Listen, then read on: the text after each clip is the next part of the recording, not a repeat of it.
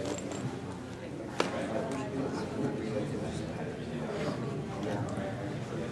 morning! Good morning! Thank you so much for being here. Welcome to the Brent and Floss, the comic Q&A panel. Glad you're here. Yay!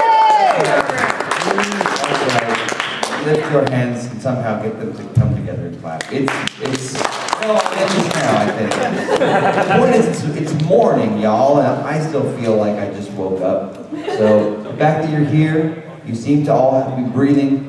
Your eyes seem to be open. These are all good things. I'm brentalfloss Black, and this is my webcomic co-writer Dan Roth. And, that's right. Is there like an applause sign behind me? This is going awesome. Yeah, so this is going to begin as a Q&A. It will have interactive elements. And at some point there may be, in some fashion, a special guest. Indeed. So, yeah, hold on to your hats, Link and Fez and Fedora Man. Top hat, dude. There you go. All right, let's begin. Yeah. Question. Hit me. All right, what made you guys decide to finally have your own website for the Brent and Floss comic? Great question, and basically it came down to the fact that the webcomic started out as an experiment. Can we do this? Will this work? Will people like it? And because of that, the capital I was willing to put into it, it just worked out that my website could support a webcomic, but brentalfloss.com is really not ideal for a webcomic. The old GeoCities style, like word links, you know, and like, because of the, you know, site Zoogle software, I had to build each website individually instead of just copying and pasting the template. So it was a huge pain. Each one took, I mean, okay, it's only half an hour, but when you can like, when you know that just copying and pasting the HTML would take just a second in a different, you know, software suite, it really kind of hurt. So we came to a point where we were like, it's not fun to navigate the site. You have to, if you want to go to different, you know, episodes, you have to either know the number or sit there and click next forever, which, you know, racks up, you know, ad revenue for us, but doesn't necessarily make anybody reading it happy. Sit there and go, okay, I'm on 32. Tomorrow I will be on 100, which is where I want to go, you know. We wanted to be more intuitive and figured if people can get around the site easier, they might organically, you know, enjoy more of the stuff, especially if they're going back and looking at the old backlog of episodes. That, and it really became its own thing, so separate from the videos that it was like, this is its own institution. It needs its own website because it's no longer just an extension of Brent and Floss. It is its own entity, and especially once we started calling the Brent character Brent instead of me, it was like, okay, you know, it seemed like that eventually led to, you know, the fact that it is its own entity and needed its own website. Right, and also the nice aspect of doing that was that it made it much easier to make it so people could, if they wanted to, share it through Twitter and Facebook and all that other stuff, which people have been wanting to do. So really it was a matter of moving forward in a natural way. Next question. Fez. Okay. There is another webcomic that a lot of people like called Brawl in the Family. Every once in a while, the author of that strip does a musical comic, and they're great, and we love them, and you are so musically gifted in writing songs and such. Would you ever consider doing a musical comic? We've been talking about this. It will happen. Yes, absolutely.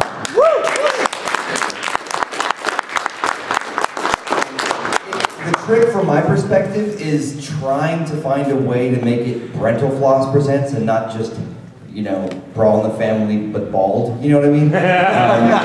Because when you see somebody else do something really well, it's so tempting to be like, let's do that exact same thing. But, you know, there's any critical community on the internet.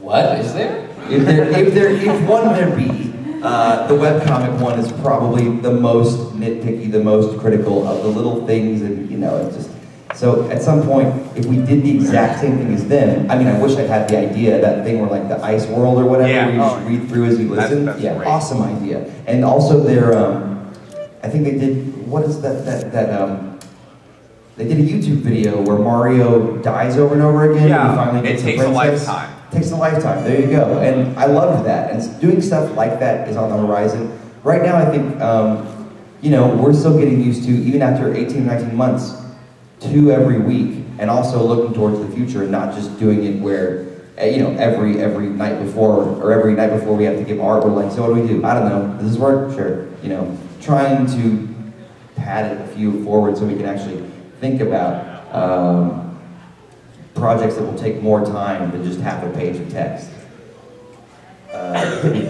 Are you going to integrate Brent and Travis back into the series? I've seen a lot of them. So the answer to that is that we have already begun integrating Brent and Travis back into the series, and we will continue to do so. Here's the deal. When we first started doing the comic, I had this idea in mind, which is that there are a lot of video game comics that are focused on video games and nothing else. And I wanted to be able to do something that would have a story to it, that would have characters that we could develop over time. And while that is still a thing that I want to do, what we learned was, over time, that we were losing people, that people weren't reading, and if people don't read, we can't keep making it. Well, are you going to, like how you did Professor Oak and such like that, where you were Professor Oak instead and all that kind of stuff? So we call that Muppet Babies. We do. It's like when the characters you know are like in the costume of a different universe, like it's almost like it's in their imagination. Yeah, I mean, absolutely. The thing is, it's always an experiment. And once we started, had the new site, we started trying out episodes that were a little bit more one-off joke, very specific to a thing, and didn't necessarily require Brent or Travis or the main cast. And it seems like when we just, plug and play those characters into, like for instance, the Slender Man comic, that could have been Cass or Jules, but then it would have been like, why Cass? Is it something about her personality? Was that a reference to, no, we just needed someone who was chasing, So we just needed an anonymous every person. So when Brent and Travis fulfill the anonymous everyman thing, great. But at some point, it's definitely not all about money. Webcomics are definitely not like a get-rich-quick scheme. Especially when 3 people are doing it. Yes, exactly. I have people that are in bands that are always like, oh, if I just did it myself, it'd be so much more money. And I'm like, yeah, well, I can relate, because when you're on a team, you split things because everyone's putting in a lot of effort and you're sharing in the loss and the success. So, frankly, people respond better to kind of one-offs that are a little bit more of like our take on a pop culture thing. That said, when we can use Brent and Travis as everymen, or occasionally do a character joke that is so specific to them, like, okay, perfect example is Simmaculate, there we go. The episode where Travis is playing The Sims, and he's making sure everything's perfectly neat and clean, and he's scrubbing the shower, and then he's taking out the trash, and then it pans out, or zooms out rather in the last panel, and his room is filthy in real life, but he's so proud that his sim house is clean. And yeah, it's about Travis, but it's also, everyone has some dissonance there with the difference between what they do in the video games and what they do in the real world. So that was a good example of that. But I think the short answer is, we will continue to use those characters, but ultimately it's about widening our audience and making sure that after what we'll see in 2 years of doing it, that we're not just throwing money into the wind and going, this is fun, let's keep doing this and see what happens. Right, but it's a learning process. Keep in mind that neither of us had ever worked together before, neither of us had ever done a webcomic before, and so you are seeing us grow and learn how to do this thing best, and that's a big part of it too. Next question. You, sir. How did the steampunk Hulk idea come about? How did the steampunk Hulk idea come about my brain? Which drug were you on at the time? God, I really feel like I gotta have to rattle it around to get it from the back of my mind. It was the fact that there was a drunk Hulk. Yeah. And then I felt that people love drunk Hulk and they love feminist Hulk. And I thought, it's funny, it's almost like this guy's like a real dude. And if you had like someone who was like, I love that, but I didn't want to do a Hulk that already existed. And I was like, what's stupid? Steampunk Hulk. That's just the dumbest goddamn idea I could come up with. And I thought, it's funny if Travis is dumb enough to believe for a second that he does exist. And it's funnier if he does. So it's that idea of Travis's broken little heart at Brent making fun of him, like, you know that thing is legit. And Travis, oh, but I didn't want it. And then having this alternate idea of the Hulk being real and simultaneously also having something else even more stupid. I was like, how stupid can we go? Philosopher David Hume, how does one? I was like, I'm just gonna random thing from my freshman 101 course in philosophy, liberal arts. So that was all Dan except for one thing. I think this is a testament to the fact that sometimes I'm a little bit too let's make sure people get it. More people get it. Can 10 people get it? Maybe 20? I think that was philosophy. I think I added the word philosopher. You did. Or, thank you so much. My lovely girlfriend Elizabeth, everybody. Thank you so much. This is why this panel, from my end anyway, is going to be not me sleeping.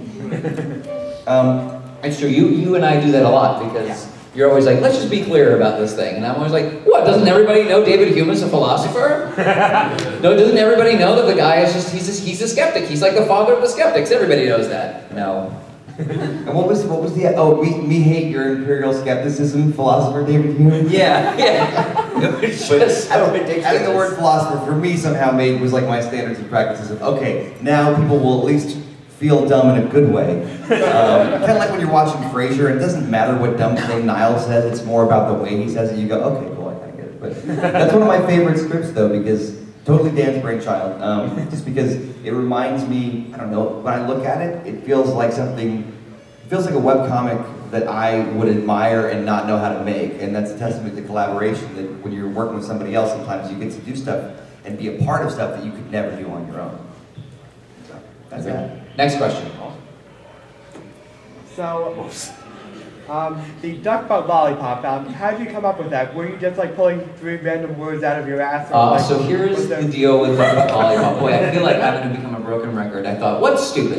Memes are dumb. And I just think like, should I publicly say this? I thought, I mean like I love Nyan Cat, and it has made the person who created it tons and tons and tons of money. But I looked at it and I was like, it's a cat with a Pop-Tart body in space, that's retarded.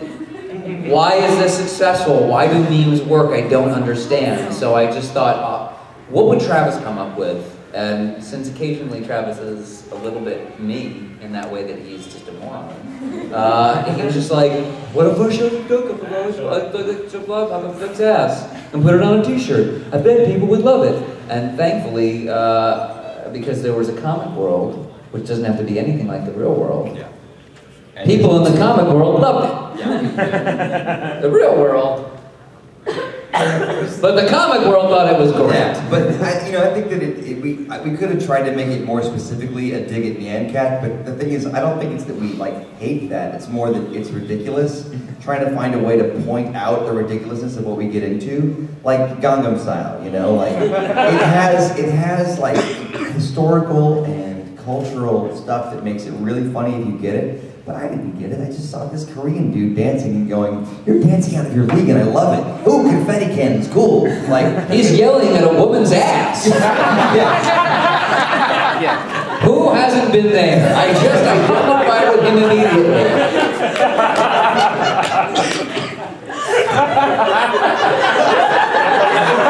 Well said. You're welcome. Yeah, that's where it came from. All right. Next question. In the back. Do you remember a difference between a panel and a strip?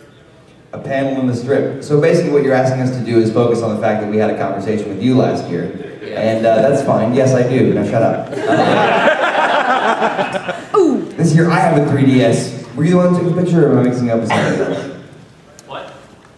You know what? I think I'm going down a bad road. I absolutely remembered you the instant that you walked in the room. Yeah. It was a weird feeling. Yeah, I was like, hi, 1 year ago, nice to see you. We said episode or issues or something, and you made the point that we were wrong in that. And thank you so much.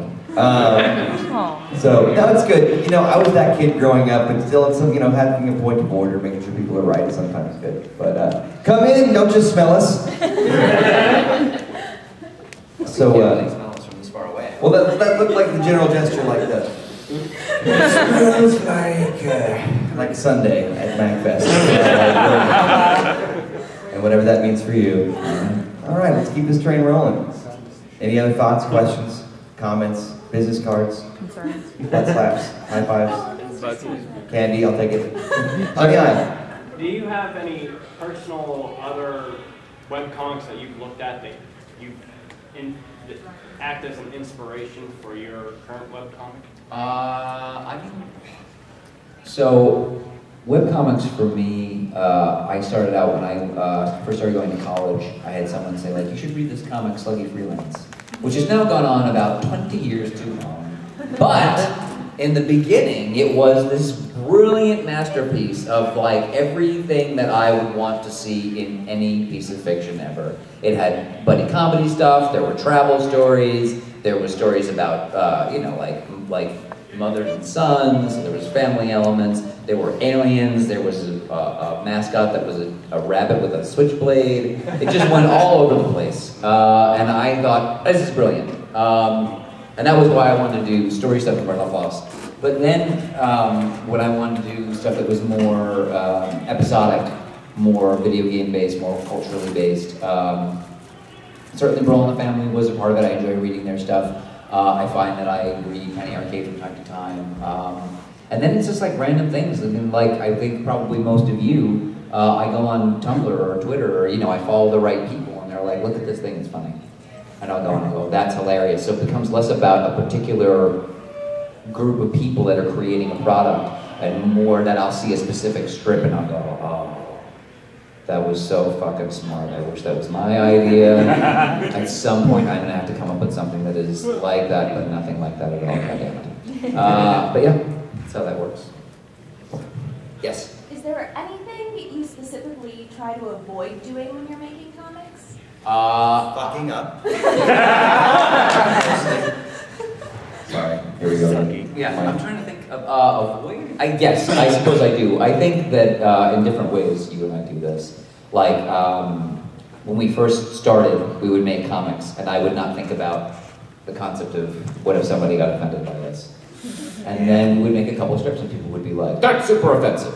And over time, you kind of have to learn when it is that you go, you are one in a billion.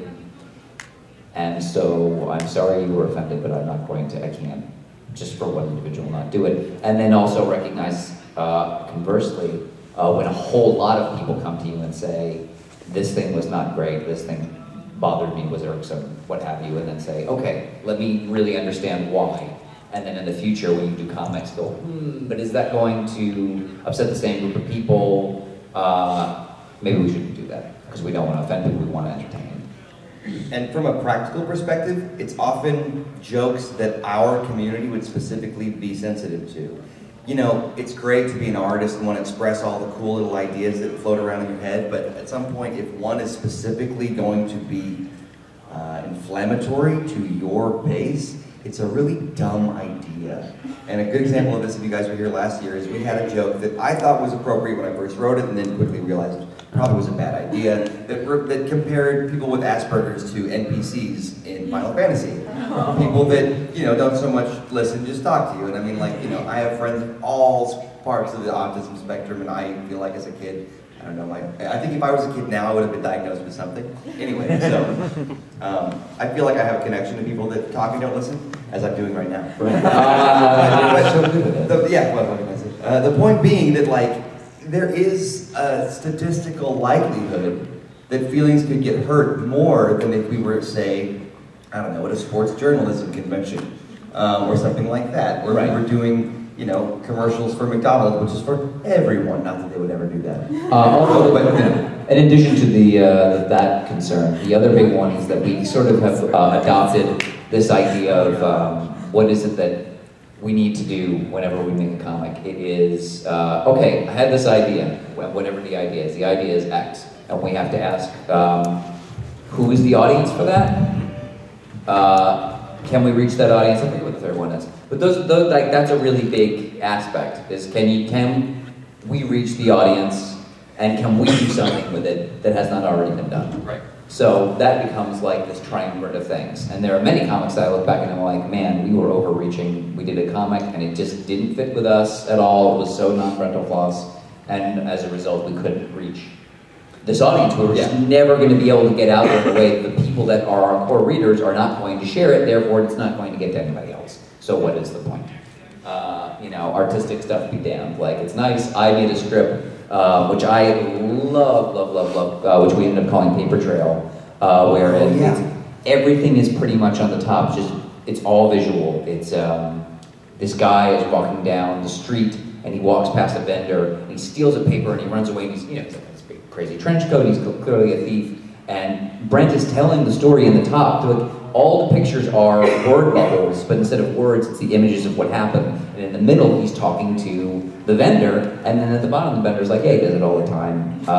You know, it doesn't bother me." And what we realize is that Brent is bought a paper, and he's like, think about it, when's the last time you bought a paper? And then the end is like this newspaper thing of, mind blown! You know, and it's like, that was my whole treatise on the complex nature of online piracy, which is that sometimes a thing gets stolen, and as a result, it becomes more part of the awareness, the cultural awareness, and then as a result, more people will pay for it because they know that it's there. And while that was the thing that I really wanted to talk about, generally speaking, the brentalfloss, the comic readers don't give a fuck. Yeah. So it really was a good-looking, well, you know, spaced out and composed piece, but it just didn't quite have that gut connection where, you know, when you're sitting there and you have the spit take moment where you know, like you spit out whatever you're drinking because it's that good, or it just makes you laugh out loud when you're alone, which is a whole lot different than with other people. And if it's going to be thoughtful, I think it still needs to come from a place, again, Sure. Is that your audience? Can you reach that audience? That was not our audience. We were not going to reach that audience. Right. And that's it. So that is the other half of the Yeah. answer to your question. Anybody else?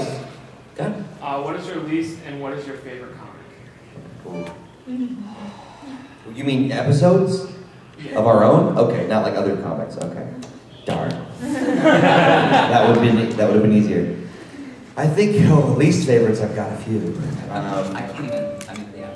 It's every single one Brent has ever made. Yeah. Well, I still, now this is, you get to watch how we actually interact as friends and collaborators, but I still have reservations about the puppet one, because we went from, there was an episode where Jules was going to put on puppet shows. Originally, Jules was going to write slash fiction about, which I sound like an old man, I know it's just called slash, but I always have to say that for people that are like me and don't know what it is. For the slash fiction Yes.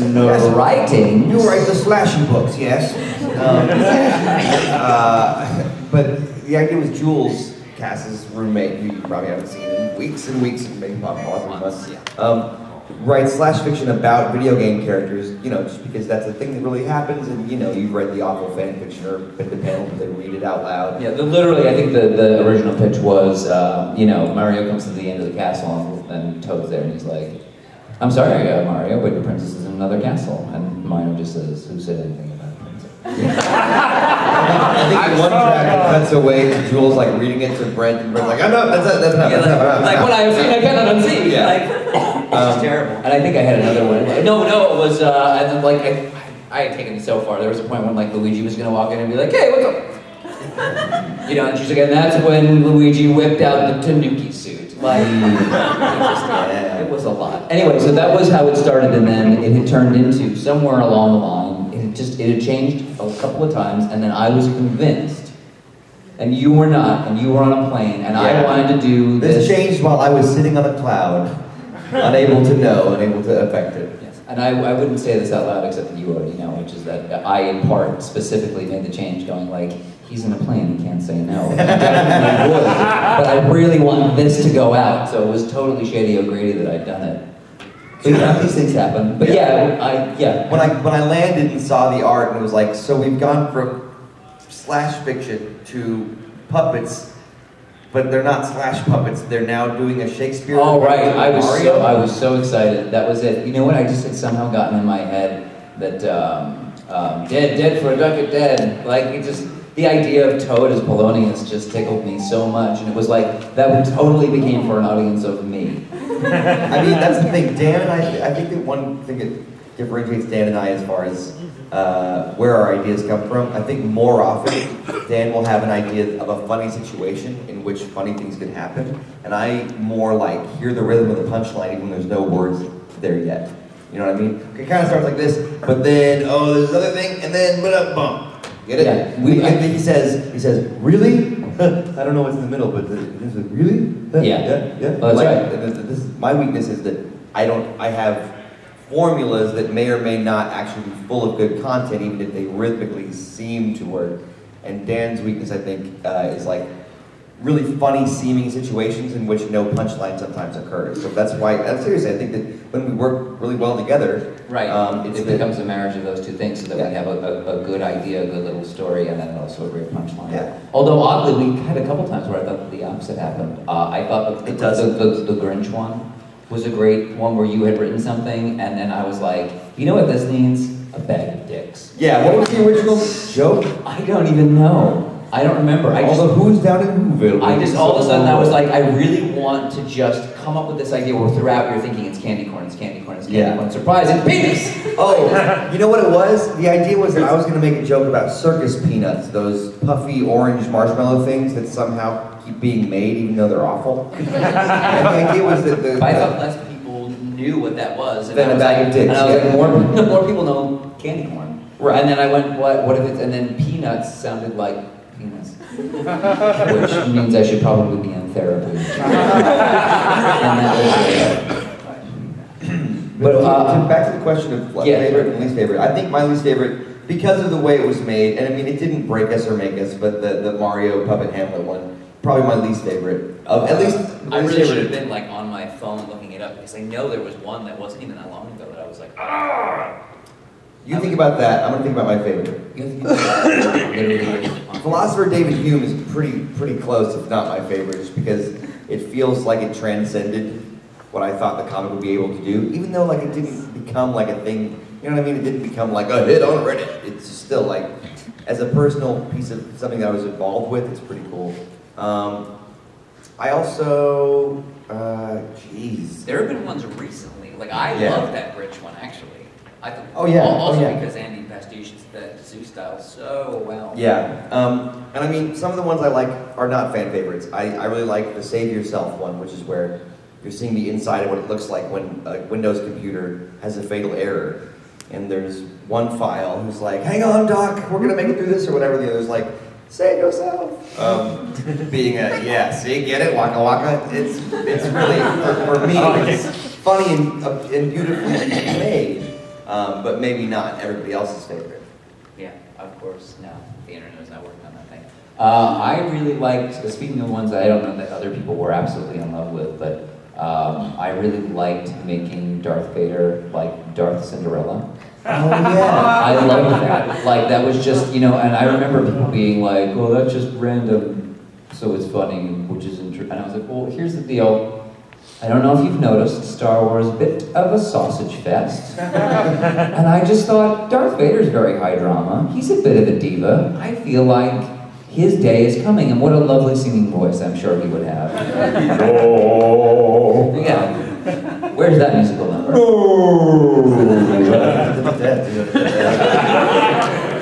not want, do not want.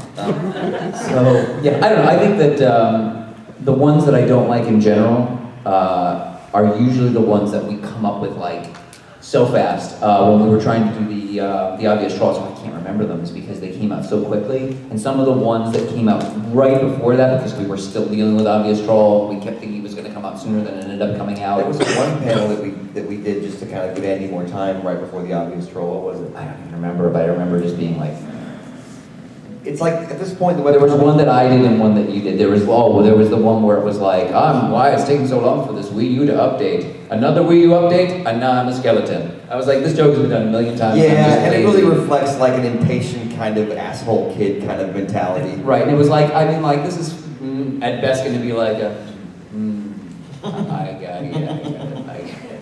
Skeleton, hilarious. Like, I turned into a skeleton waiting for this to be funny. Like, Was the Monita Navi one right before? That was around then. But I like that one. Yeah, I think that went pretty well. Yeah. I thought that was great. And that speaks to, not to go on a big tangent, but to the difference between us doing more retro stuff in the first year and being a little bit more relevant now.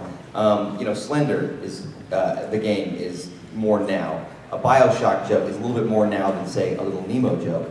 And it's just interesting that as we try to stay relevant, new challengers appear. Apparently, for some reason, nobody cares when you make fun of like a game from 1990. But if you make fun of what Nintendo's doing right now, I never thought I'd be pitted against Nintendo fanboys. Yeah. It's kind of hilarious, because like, I was the OG Nintendo fanboy, okay? If you don't count like the guys that loved Nintendo cards and brothels in the 1800s. But, I feel like... That was me! Your youth potion. Great-great-great-grandpa. Yeah. I like the people who, this is totally on my own, but I really enjoy doing Doctor Who strips, which happen every now and then. It's a lot of fun for me. Because the nice thing is that like I get to have total control over those. And we absolutely can reach that audience because Doctor Who fans are legion and there's plenty to make fun of. Yes. Should we do another question and then maybe get a little bit? Yeah, let's do one more. What was the specific inspiration behind the whole time traveling thing? Behind Lost in Time? Yes. So first of all, I love time travel, not just Doctor Who, but in general. It's fun on the weekends. It is. It's a great holiday getaway, time and space. I had just wanted to do a time travel story. That was the first thing that I wanted to do, and then I was like, how do we do this? And I was thinking about how Brent and I would have conversations about being brentalfloss, because you and I were kind of really getting to know each other, and this was such a different thing from my experience as a freelance writer. And this idea of like, how long can you do this thing for, and do you feel like, is this a childish thing that I'm doing? Yes. Having that moment of self-doubt. Right. And I immediately thought, I was reading this book about Nintendo and how they get started in America, and I found out that Howard and Nestor fame, Howard and Phillips, had been part of that. Like right at the start, he was like a gopher. He would go get coffee for people and stuff. Like he was there at the beginning. And I thought, what if we told a story where there was a parallel between the character Brent having a crisis of faith and what he was doing was worthwhile, even though it was a little bit kiddie, and having Howard Phillips have the same crisis of faith and what effect that would have on the world. And it just became immediately obvious that it's like, this stuff that is seemingly kiddie is important. It's relevant. We need it. We needed Nintendo at the time, I think, in the way that I think people need web entertainment like what you and I do and what many of our friends do. We need it. It's important. It has a value. And I wanted to tell that story, and time travel was a great engine to use to tell that story. Yeah. What a serious answer I gave. Sorry, there was no comedy in it. And also, farts. Brent and tabs. All right, a little crumble on top of that casserole. I was going to say, we're at the halfway point, so we're going to slightly flip the script, and we're going to be excited about it. Should we tell? Okay, so we are now... It's going to take a second because we're in a weird spot. It took like a... Well, by hook or by crook, we are about to go live. I hope. Via audio. We may have to try to find this one. Okay. To Andrew Dobson, our artist now.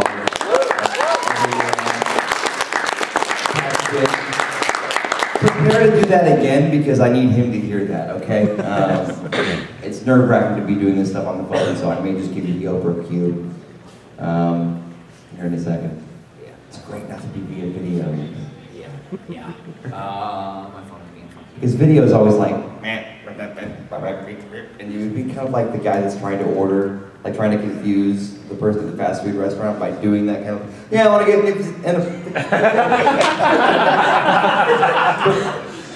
well done, please. Let's try this. Yeah, all right. Is that an audio cable or like a it's just, futuristic crazy? Oh, take that, use.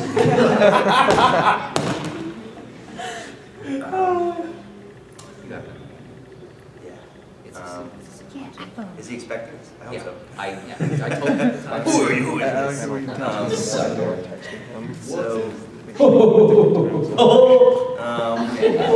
I can't help myself. That's the wrong button. Here we go. Nope, there we go. So the point being, prepare some questions if you have them. And prepare some if you don't, because we need some. Well, I'll ask some questions. Who are you? Who are you again? I feel like I know of you. Going back.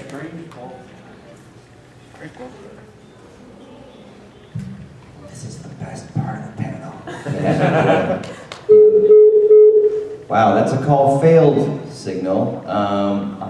It's like I no literally, signal. I called Raven to make sure it worked. For me at the time. Maybe because he's in that damned Midwest. I blame Andy. Yeah, it's clearly his fault. Clearly his fault. Well, I'm really at a loss of what to do. It says calling mobile, we hear no ringtone. Yeah. He's probably going to think we just forgot Yeah. and just ditched him. I'll tell you what. let's keep talking, and then if somehow it makes its way through them, great. Do you want to do the audience thing? Or should we wait till we're not trying to get on the phone with Andy? What's up, party people? Oh, come on in. There you go, do that, come on in. All right. It's going, by the way. Did you hear that? Yeah. Come on in, do whatever you need to do. Yeah? Yeah, no one's looking at That we have to do. Hey! Andy!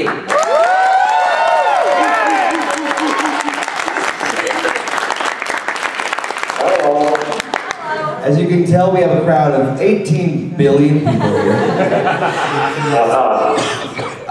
Can you hear us pretty well? I can hear my echo and I can hear you, but I can't hear anything else. Oh, okay, well if you heard like a big strange wall of noise, that was applause. I know it probably sounds a little bit compressed over the phone waves there. So what we'll do is if you have a question for Andy about the art, come up to the mic that is live and then speak clearly and then he will answer your question. Anybody have any art questions? All right. We have people approaching. Okay, I have a question. So, when did you first start drawing as a career? Did you catch that? No, I didn't get that. When did you first begin drawing as a career? That's a good question because it's kind of been this weird transitioning phase. Like, I mean, I started drawing, trying to do professionally at least, immediately out of. Oh, fuck a duck. Did we lose him? Preferably that one on your shirt. What do we do? We have to call him back. Yeah. He's probably still talking, not realizing he's hung up. I hate when that happens. You ever do that? Yeah. You talk for 5 minutes and you're like, say something, goddammit. Oh, I lost the call 5 minutes ago. Wow, that's really embarrassing.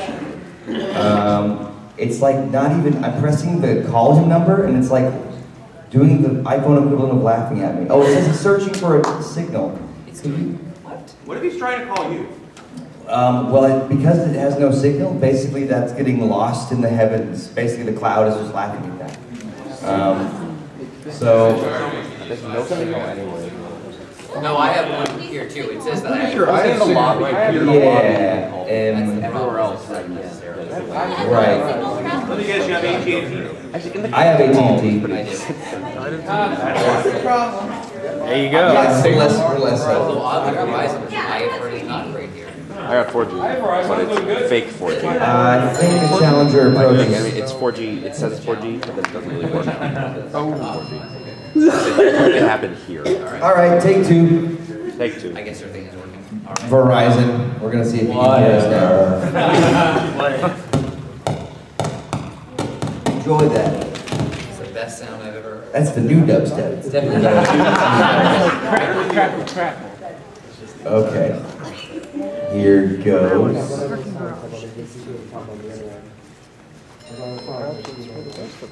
And he's like, lost the signal. I should be like, nope, got bored. Sorry, buddy. Not true. Just, be a funny retort. Okay. Hopefully he will not screen this call. I love what I think you're doing. Hey, sorry, man. We're using a different phone. Sure, better. AT&T just really does not like any of us, I guess.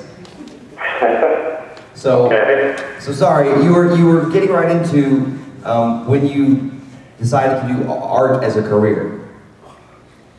When I decided to do art as a career, because I think that's always kind of been in the back of my mind ever since I was a kid. But professionally, it hasn't really kicked in until only a few years ago. Alrighty. All right. Cool. Next question. Thanks, Jennifer. What is your process like in developing the visuals for the comic? Like, how do you sketch out each panel and that kind of thing and decide positioning? So the question is what your process is for developing each individual strip, like how to... Sketches, panel layout, where you're going to put the word bubbles and such. Yeah. I think I approach it the way I usually do every other comic I do. I just kind of plan it out like I'm filming a movie. Like, I kind of envision in my head like where the camera is set up, where it's pointing at the characters, Sometimes I'll have notes from either Dan or Brent indicating what they want to see in the shot. So I leave my panels around, what they describe in the script. And sometimes I frame things to try and make it a little easier to understand like action from panel to panel. But I don't know, there's not really much about to say on that. But you think how you want to see it, and it comes out how to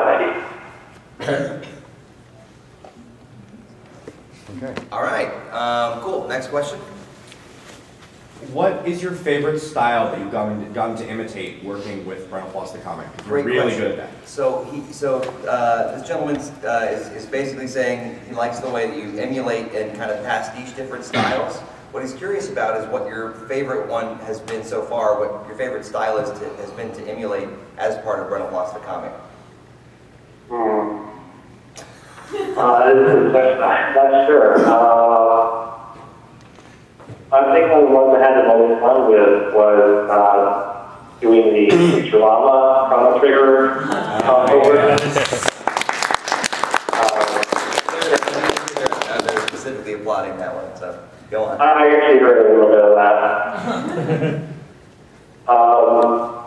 I think I also had a lot of fun with the Little Nemo in Wonderland because Mr. McKay was a really big influence on me growing up. So getting a chance to kind of have a little fun with that style was, just a fun little challenge. Yeah, I also really liked that was an example of one of the strips where we all had the chance to work together. That was completely collaborative because I feel like to some extent it's sort of like Brent and I will write something and then Andy, you will execute and then we'll give notes about what we want you to tweak. But that was one where you came back and were like, hey, I'm thinking about doing this, and then added that ending, that thing that Windsor McKay where at the end Brent is waking up in the bed like, what the fuck did I just drink that for? And it worked so well. It was that last little cap that made the thing complete. Yes. Cool. Great question. The Charlie Brown one is one of my favorites. Oh, and the guy asking the question wanted to point out that the Charlie Brown one is his personal favorite. And one of mine. Yeah, that was actually really hard to do. Really hard? Yeah, it's really strange, but Charlie Brown is one of those things that's really hard to kind of emulate. One line out of place and the whole character just falls apart. And then trying to make them look, obviously you're not in Brentalfloss' style is not the same as the Charlie Brown style, but trying to fit your characters into that style is actually really challenging. It's easy for us to take for granted that you are kind of flexible with styles because I don't know if we've... Right, it never occurred to me that it would be hard to make Brent look like a Charles Schultz Peanuts. Yeah, specifically like Charlie Brown. But, yeah, I was like, oh, he's just basically Charlie Brown, it'll be fine. But I guess I see what you're saying, that like you're not just doing Charlie Brown, you're kind of combining two different ideas that have never gone together before. So, awesome. All right, next question. This one isn't limited purely to Brentalfloss comic, but what character design has changed the most from conception to its current form? And which is your favorite character design? Okay, two-part question, and this could apply to basically all of your art, perhaps your own webcomic or your own art that you do outside of Brentalfloss the comic. But what character has changed the most in terms of design from its inception to now, and also which is your favorite character to draw? Gosh, that's a tough one. All my characters have kind of evolved gradually over time, but I don't really ever think about like radically replanning a character or altering my style intentionally to try and improve the character design or whatever. Geez, I don't really know. I can answer the second part. I think the most fun to draw is Mario or my own character, Alan. He's just fun to draw. So anytime I kind of stump on something to draw, I'll probably end up drawing him. Cool. Now wait, did you guys out there quite get that? You sort of broke the. What about Mario, Andy? Sorry about that. Mario's kind of a backup drawing for me. Like I've drawn Mario so many times that I just it never stuck. I draw. Gotcha. Cool. All right, one more question for you. Yeah. Kind of a basic question, but on average, how long does it take you to make a single episode? This is specifically our perspective. So the question is, how long does it take you, start to finish, to actually complete a Brent and Dan the comic episode? It really depends. Sometimes the scripts that I think are going to be the easiest tend to take the longest. Sometimes scripts that take, have multiple panels end up being the ones that I look through the fastest.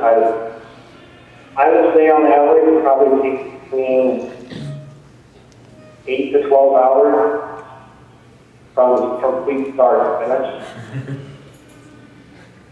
Okay. Well, hey, one more round of applause for Andy for.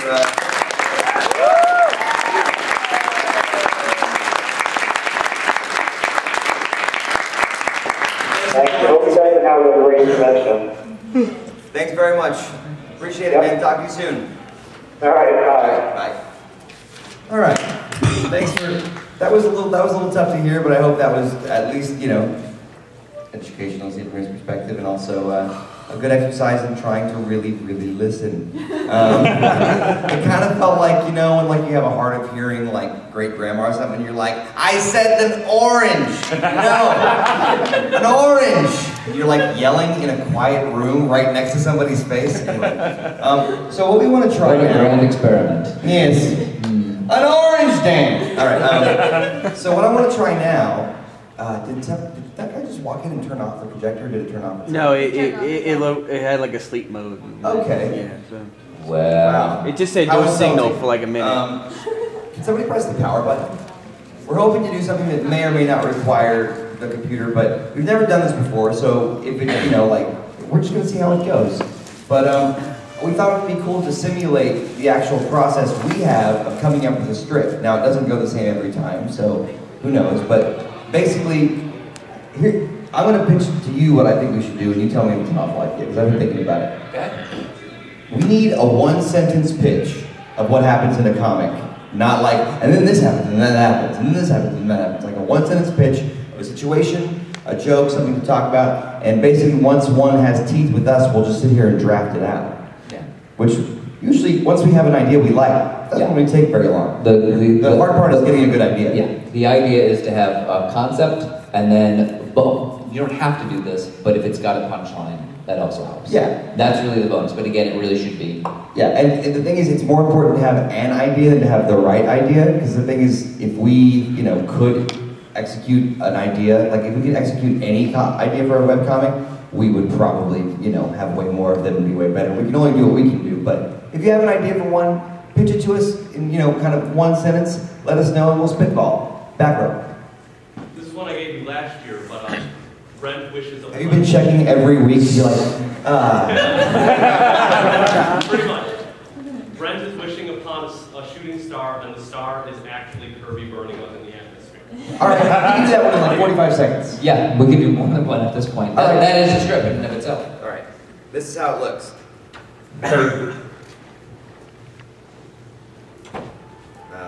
I would put him at the window.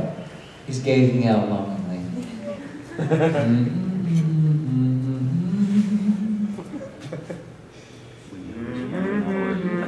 Stop it. I'm just laughing evilly as he watches Kirby burn up. So, the thing is, I think that, now, here's what I always do. I always break down, what is the joke here? And I think sometimes it's probably going for Dan for me to say, no, it's nuts and bolts it. But I think the joke here...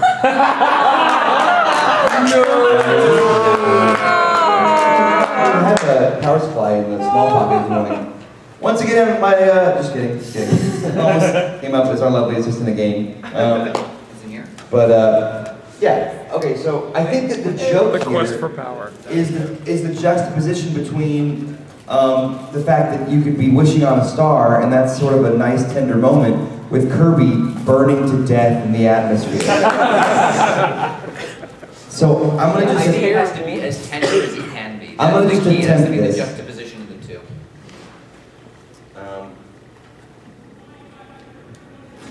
Let's see. There's a power strip on Narration the box? you might as well plug it in there. Dan, talk bubble or narration box or thought bubble? I mean, I feel like that's not a thing that you say aloud. I That's feel like like it's that's like on nights like this, but it's not he's saying it. He's kind of it's in him, like narration right. box. Yeah, you do narration box or thought. Either way is fine. I kind of like the idea. I feel like there's something more whimsical about a thought bubble. Okay. Whimsy. That's what I'm. Whimsy. Okay. This is exactly how glamorous it looks every time. Beautiful. This is exactly.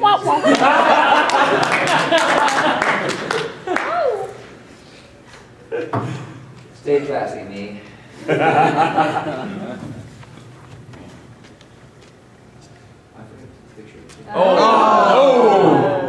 Wah, wah, wah. Killed it. Listen. Here, you fix it while I fix it. Oh no, what's gonna be open in my Word now that I've shuffled stuff around? Porn? Pay no attention. Yes, porn, a porn Word document.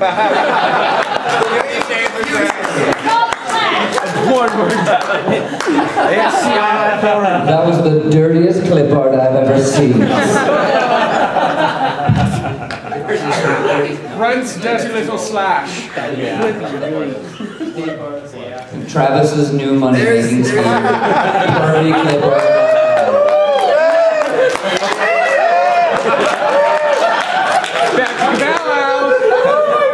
Can you make a butt? It must be cold inside his computer. I don't know how to turn into a Will Smith thing.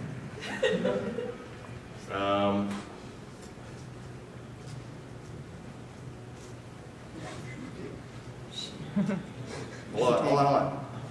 I love That's fine, but I just gotta get something down for you to argue with. Here's something down. And you're wrong.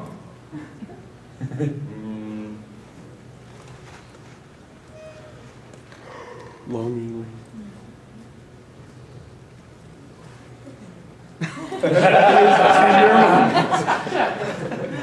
Tender is the night. It's not longingly, it's a tender moment. What a great art direction for Andy. Leave a tender moment It is a alone. tender moment of what Andy would do with that. Everything up in the sky. Yeah. Like totally engulfed in flames.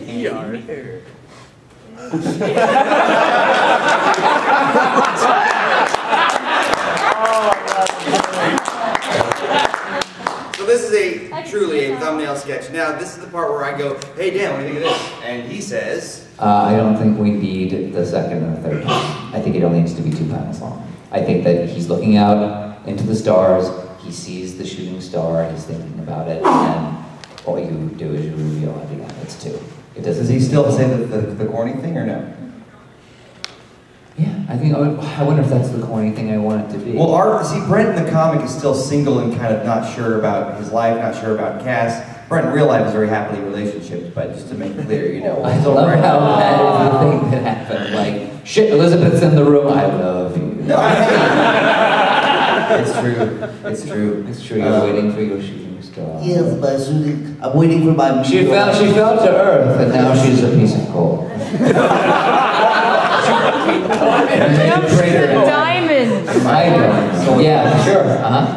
Yeah. All right, so you guys make out later. All right, so for now, you feel like I feel like lay it out for me. How does it look? I'm so saying get all that that in the information? first panel, it's just Brent. He's looking out the window. He's wistful. He's got the thought bubble. So we're looking at him from outside in.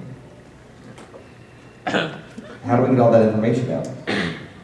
How do we see? Can I make a suggestion? Hold on. When you're watching how we do it, as dumb as we are. Don't help us. I wonder if there's not a way to cheat him a little bit, so it is that, like, you know, it's like in theater, like he's looking to the side, so it's a little bit profile, but like he's looking like this. We give another one eyebrow to see how he's feeling. Like, yeah, he's turned around, he's looking, he's thinking, he's got that thought bubble, things coming down, Okay. that shooting star, and he's like, oh. You know, like whenever I see a shooting star, I wonder. To me, the reason for 4 panels is the rhythm of it. Like, oh, it's going towards this thing, and maybe something will happen. Some nice, like, what's the sign, you know, from the heavens that'll illuminate this nice moment. That's kind of what I want to feel like, is this abrupt, like, I think it's so creative, like, you will never. All right. Well, here's if that is what you want. This is exactly how it goes.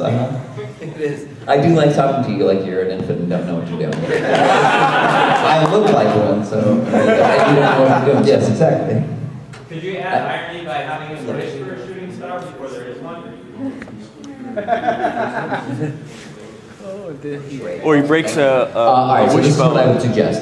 I think that it should start, and it's just as saccharinely sweet in the first panel as it can be. We'll do it as 3 panels. Okay? And then in the second panel, we're getting a little closer now. We're seeing the shooting star, like in a beautiful starry night. Starful sky, the one shooting across. We've got a narration bubble where he's still talking about it. He's just really just pouring on the purple prose about like all the things that he's feeling, about how wistful he is seeing that shooting star, how lovely. And then in the third panel, you get that little bit closer. So it's sort of like a magnification, like, you know, like we are far away, we see the star. Second panel, we're still talking about, we're closer to the star. Third panel, we now see that it is Kirby being like, ah! So we've got pacing. Can we do this trick? We've done this trick a few times where it's like, what kind of oh my god is it? Because if you see the shooting star, it's like, oh my god. Like, I mean, whatever makes that. I don't know. What do you think? What about showing Kirby eating the shooting star and then turning into it? Sounds too wrong. It's too much. It's a thing on top of a thing. If that happens, then we don't get to see Kirby in pain, and there's no shot for a huge chibi thing like burning up in the atmosphere. We want it to toasted marshmallow. I think in the second panel, just to have a little bit of a hint, the shooting star itself should just have a little touch of a pinkish hue to it. I love it. And then in the third, I just think like it could be like, oh my god, it is so beautiful. And the third panel is about like Kirby like, oh my god! You want to have a mirroring of language, you know. Yeah. We can do that. Oh my god, or oh my god, that's so beautiful, or like is oh my god implying it's so beautiful, or does he actually say it? It's beautiful. Oh. Tell me, Dad. Oh my god, it hurts. What was the question? Is oh my god sufficient, or do we need more text? Let's see. Let me look at the first thing. Something else like this. I wonder if my special person is saying. Right. So beautiful, my God. And then I could just be like, my God! So painful. So beautiful, my God. And we just wrote a comic. That's how it goes.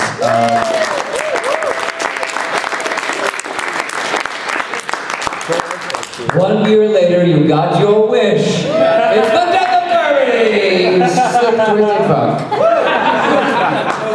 Fire in this guy. I usually do a Rocky and Bullwinkle style. Wouldn't it be fire in this guy? Is Kirby? I guess Kirby's a dude, huh? I think so. Is Kirby is a dude? Kirby's male. I just always thought it was an androgynous marshmallow because he has no discerning parts. Just hear the title, I said. Fire and Brent. And then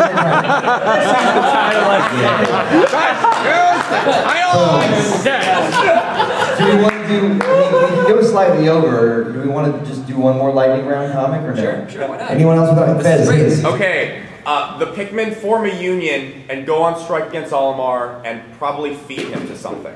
I love the idea, but I don't know Pikmin well enough. Yeah, but I mean, that is an hour limitation. I love the You specificity. should make that. I love the specificity. We have a tape question from you with the blue hat. Yoshi trying to take care of baby Mario after he touches Fuzzy and gets dizzy. Okay, you know Touch Fuzzy Get Dizzy? It's basically in Super Mario Land, Super Mario World 2 Yoshi's Island. Touch Fuzzy Get Dizzy is a level where you're trying to avoid these fuzzies that actually create a hallucinogenic LSD trip effect. I like the idea of exploring that in a comic. I don't know if I want to rehash the Baby Mario thing. That is the one where Baby Mario was in it. Yeah, but all right, I mean, all right, that's fine. I just, you know what it is? It's like, I don't want to combine two different ideas. Yeah, this does not necessarily have to be in the exact same alt universe of my Baby Mario Papa Yoshi video. Okay, that is the thing. So the inherent humor, we must find it, of Baby on Drugs. I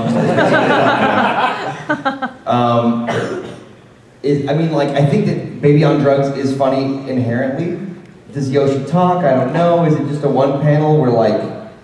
I would want to do it without words. I would want that to be pure. What if it's kind of a Breaking Bad kind of thing? Like it's just like... Just like every single thing you talk about lately. How about Breaking Bad? Have you seen Breaking Bad? Oh my God, Breaking Bad. Yoshi is Walt and Baby Mario is Jesse. We have to cook fuzzies, Jesse. That's brilliant. That's great. You want to combine those two things? Do it. Oh. Damn it. Do it. Here, how about this? Because of the fact that we are not... I mean, this is kind of all you. But yeah, here's the thing. No, it's fine. It's a great concept that we probably need to spitball more, but as far as something that we both get in our gut, we should probably go with that. But awesome idea. Yeah, I'm going to write down that idea. Does anybody have one that's, doesn't have, I mean, it can be a video game one if it's the right one, but also usually we try to marry one video game to one pop culture if we can. Right. So that way we try to get as broad an audience as we can in the process. Any thoughts there? Hit me, Green Link, as opposed to purple and all the other, four swords. I was thinking Clementine beating out the shit out of Carl. Okay, who are these people? Clementine from the Walking Dead video game, and Carl, is that his name? The kid from the Walking Dead show? See, this is what we do to people when we do obscure jokes. I know, that's exactly right. People being like, I don't get it. So here's the lesson to learn, which is that is maybe a brilliant idea, and you sort of have to balance this notion of, are there enough people and can you reach them in order to sell that joke? And do we get it? Because we have on a few occasions clearly not completely gotten it. Or, it looks really inauthentic when that one episode that we otherwise loved, the people pointed out that you play Mario Galaxy with the nunchuck and the Wiimote, and for some reason... We missed it, and then we looked like assholes. Yeah, exactly. You guys have never played it. Luke, what do you think? I got something that's a little bit more vague, if you want to spitball and sort of make the comedy. Okay. You played the new Wii U Nintendo Land games? Yes, Nintendo Land, yes. What is the reason why they might be chasing Mario? Well, maybe he's selling meth.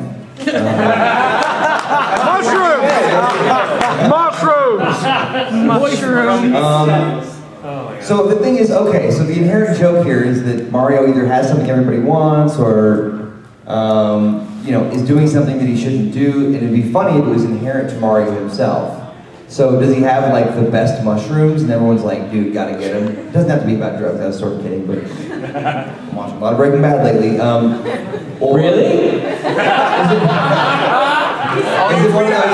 Is it one of those like, oh, by the way, help him, Elizabeth, help him. We've been told we can go slightly over. We don't plan to keep you here for an indeterminate amount of time, but maybe 5 or 10 more minutes, I'm thinking, before we break. Yeah, that's fine. Okay, cool. So hold on, we're still doing this one. If you want to get like a little good like slow burn bicep workout, go for it. But otherwise, anyhow. So why is everyone following around Mario, trying to chase him, trying to get him? What does he have? He smells delicious. It's a cannibalism joke. Smells like spaghetti. The thing is, whenever you have something like this, it's always great to relate it to something just a deep truth. Like, for instance, this is not a great example, but like, let's say that Mario somehow is the key to getting a job in this economy. Well, everybody would be chasing his ass because no one can get one. That kind of thing. Like, it's not inherently funny now, but like, it's one of those things that is true. You got to find something true. Like a plumber's job? Well, you say that, but man, I know some people that would kill to be plumbing. Plumbing anything. All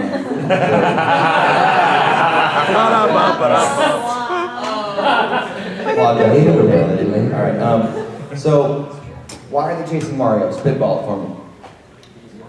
I don't know. Now I have the mushroom thing in my head, but I feel like I don't know if I want to do too well. We didn't do another joke. Princess Peach be involved. What if he did something wrong? He did something that made them all very angry. Killed the Goomba. He's a plumber. Something he got He's just pregnant. What if he has? What if he has? She was in another castle. What if he has like a beta of the Xbox 720? All the Nintendo characters are like, quick, hit him! That's the only console anybody plays anymore. No? Alright. I was just thinking that. Should it definitely be, it has to be Mario, right? It couldn't be like Shigeru Miyamoto thinking like the Wii was a good idea. Like, we'll have the screen be on the controller. It was a great idea, he said. Everyone will buy it, they said. You know? I keep wanting to do that. Buy it, he said. Yeah, I keep wanting to do that strip about, like, you can go to Best Buy, and it was like 2005 when the last one came out, 2006, and it was like, I can't get a Wii U, I can't get the Wii, it's everywhere, you know, everywhere I look, you can't get it. And they're like, sorry, we're all out of Wii U's, and it's like, you know, 2012, it's like, please take this Wii U. Yeah, exactly. I think that as, you know, what's going to fit into the actual truth of how we work is that this is one of those ideas one of us may have, and then sit on it, and either like, way later, like lay the egg that we've apparently been incubating without knowing it, or it just kind of goes to the wayside like probably 1,000 ideas. There's something in there, and I feel like if we stumbled upon it, it would be like, oh, that's perfect. But right now, it's personally not coming to me. Do you want to try one more little just lightning round, or should we wrap it up? We can do it. Okay, hit me, blue shirt, and the hat. The guy from Journey, underneath his cloak, is actually like hideously ugly. The guy from Journey? Yeah. Is that a video game or a It is. band? Now, it's turned out this is the time where I know something you don't know. I don't think you do know.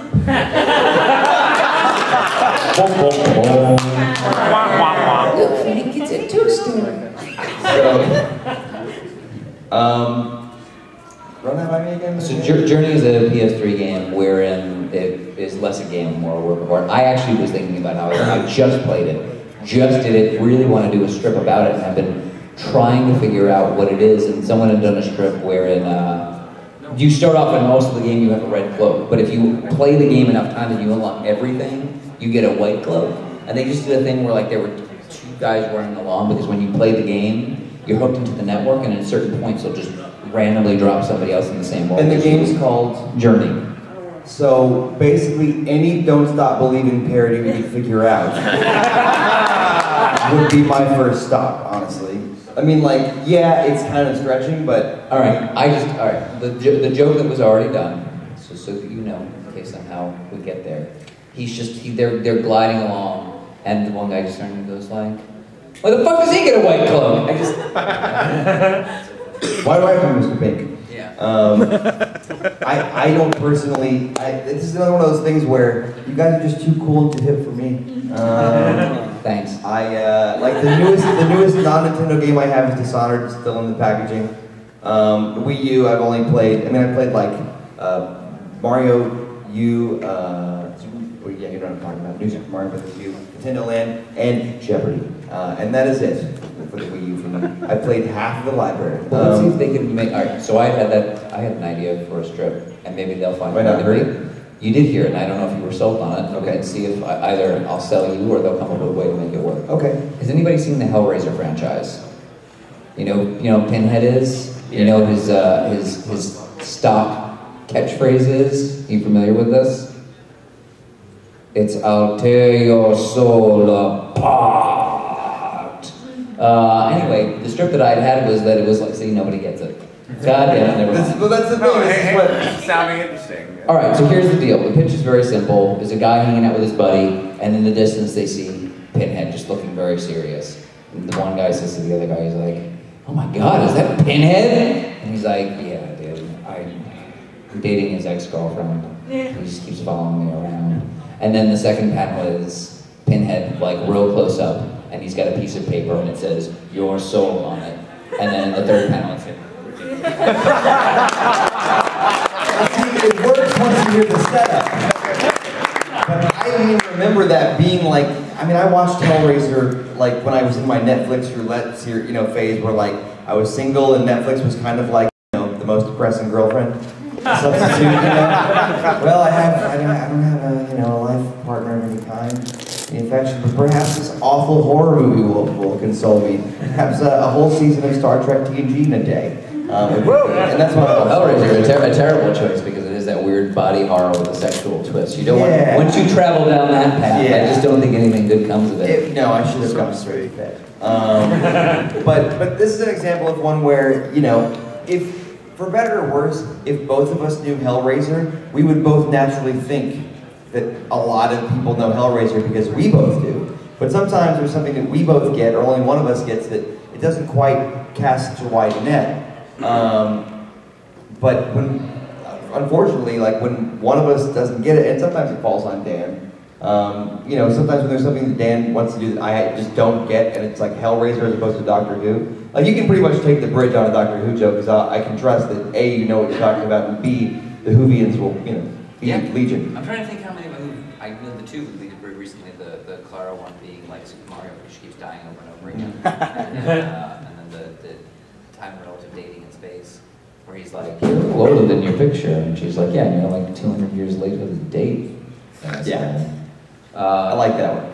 I like both of them, but that one you didn't need to know. Right. Anyway. Well, here's my thought. I think we've had a lot of fun. I think we've answered some great questions. Thank you so much for, I know you probably rolled out bed. So, it's been a real pleasure. Are we going to go to the booth for a bit? Yes, we are. So if you'd like to come down, we'll be signing things, we'll be talking about Yeah, I'm going to take a quick break and then be like, I'll be there in like 5 minutes. I'm not walking straight there, but if you want to hang out, I'll be at the booth very soon. Yeah. And Dan will be there. Yeah. I'm also, I have to go. Okay, yeah. See you there. I gotta go to the restroom anyway. Yeah. Go for it.